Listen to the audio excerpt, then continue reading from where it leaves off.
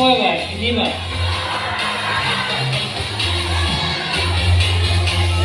কাৰোবাৰ এতিয়াও অবিশ্বাস হৈ আছে নেকি যে ফৰে ফৰে একো দিব নোৱাৰে হা ঠিক আছে মই মোৰ প্ৰথমতে পৰিচয়টো দি লৈছোঁ মোৰ নাম শ্ৰী শশাংক খাউণ্ড মোৰ ঘৰ যোৰহাটত মই বৰ্তমান চন্দ্ৰকমল বেজবৰুৱা বাণিজ্য মহাবিদ্যালয়ৰ 3rd ছেমিষ্টাৰৰ ছাত্ৰ হয় আৰু এই প্লেটফৰ্মটোৰ জৰিয়তে মই বৰ্তমান অসমৰ কনিষ্ঠতম ৰিকগনাইজ মেনেজাৰ হ'বলৈ সক্ষম হৈছোঁ অকল মোৰ কষ্ট নাই একো মোৰ মায়েও কৰিছে মইতো প্ৰথমতে বিশ্বাস কৰাই নাছিলোঁ কিন্তু যেতিয়া ছুপাৰভাইজৰ হৈ 40,000 টকা ঘৰত বহি উপাৰ্জন কৰি দেখুৱাইছে তেতিয়া মই বাধ্য ঠিক আছে এতিয়া আমি আগৰ অনুষ্ঠানটো যোৱালে আমি ৰাষ্ট্ৰীয় সংগীতেৰে অনুষ্ঠানটি আৰম্ভণি কৰি ল'ম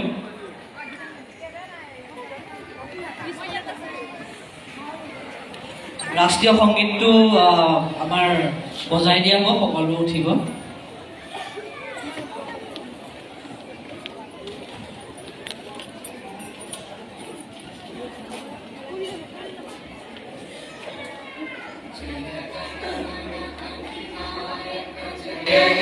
भारत भाग्य विधाता पंजाब सिंध गुजरात मराठा द्राविड़ उत्कल गंगा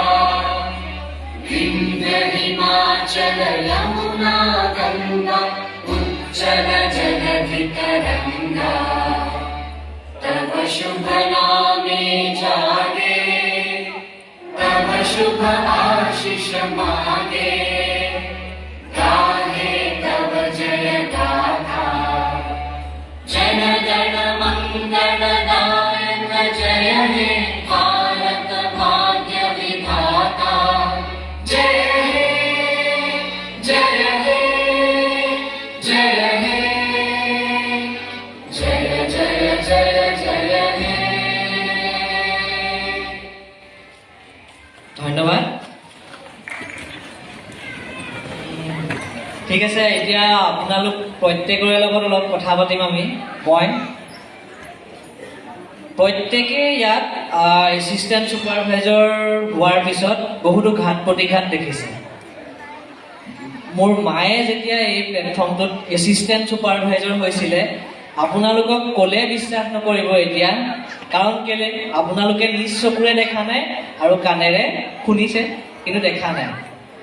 মই কি কৈছিলোঁ বিশ্বাস কৰিবনে আমাৰ ছাৰ ৰিতুল চেতিয়া ছাৰ আমাৰ পিতৃ হয় এই ব্যৱসায়ৰ আৰু তেখেতৰ জৰিয়তে আমি এই ব্যৱসায়টোত যিকেইজন সফল ব্যক্তি দেখিছে প্ৰত্যেকজন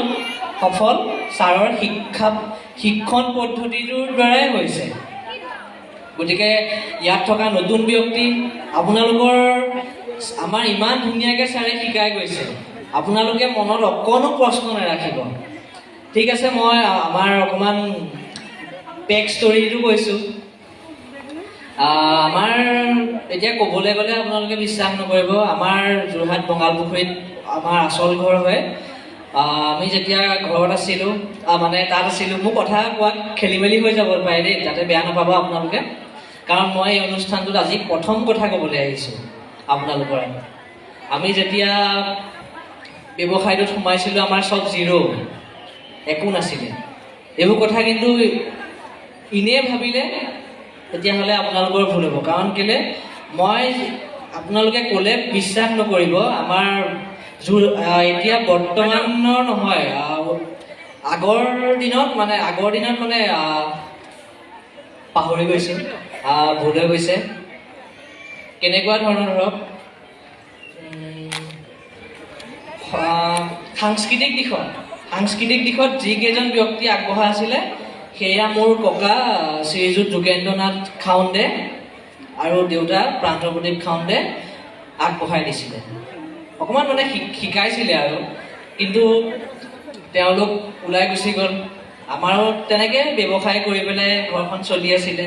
তাৰ পৰা ঠিকেই গৈ আছিলে দেউতাৰ ট্ৰাক আছিলে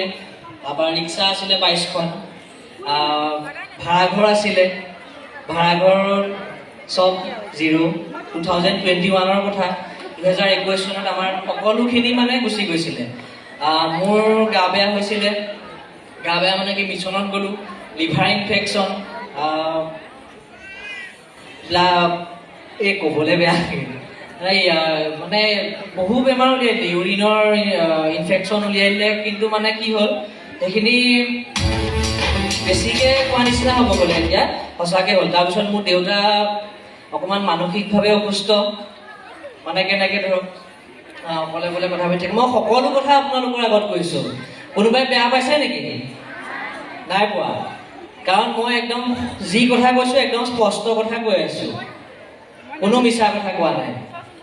আৰু মোৰ বয়স কিমান হৈছে আপোনালোকে কওকচোন কওকচোন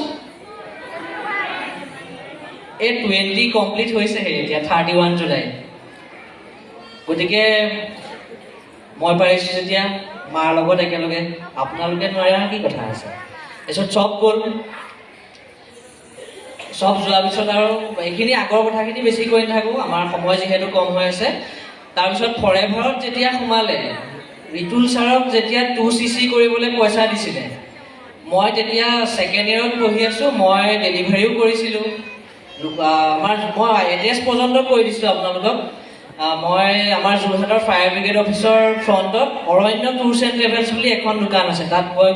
কাম কৰিবলৈ গ'লোঁ মাত্ৰ 5,000 টকাৰ কাৰণে তাৰপিছত সেইখনত 18 দিন কাম কৰাৰ পিছত কি হ'ল এৰি গুচি আহিলোঁ আৰু ডিভাইন ডাইনিং বুলি এখন আছে আমাৰ যোৰহাটৰ যোনকেইজন ব্যক্তি যোৰহাটৰ পৰা আহিছে তেওঁলোকে নিশ্চয় গম পায়নে বাৰু নাম শুনিছেনে শুনিছে কৃষ্ণা বাইদেৱে কৈছে শুনিছে বাকীসকলে যোৰহাটৰ যিকেইজন আছে শুনিছে ডাঙৰীয়া তাৰপিছত সেইখনতো এৰিলোঁ তাৰপিছত ফেচবুকতে পাইছিলে আকৌ ফেচবুকতে ফৰেভাৰৰ কথা পাইছিলে আৰু ফেচবুকতে পালে ডেলিভাৰী ফ্লিপকাৰ্টৰ কথা ফ্লিপকাৰ্টত গ'লোঁ ফ্লিপকাৰ্টত কৰি মাত্ৰ এমাহত 17,000 টকা বিশ্বাস কৰিব আপোনালোকে কিন্তু এতিয়া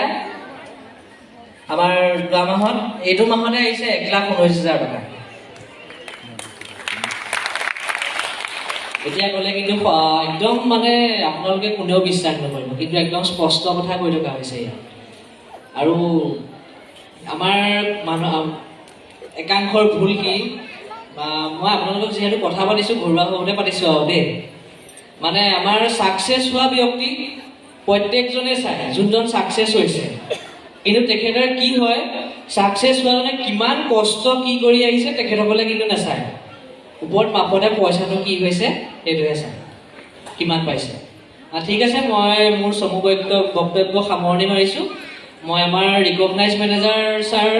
মিৰ্জাফৰ হক ছাৰ আছে আৰু ৰিকগনাইজ মেনেজাৰ মুনমি বুঢ়া তামুলী আছে তেওঁলোকক মই মোৰ মাইক্ৰফোনটো আগবঢ়াই দিছোঁ ধন্যবাদ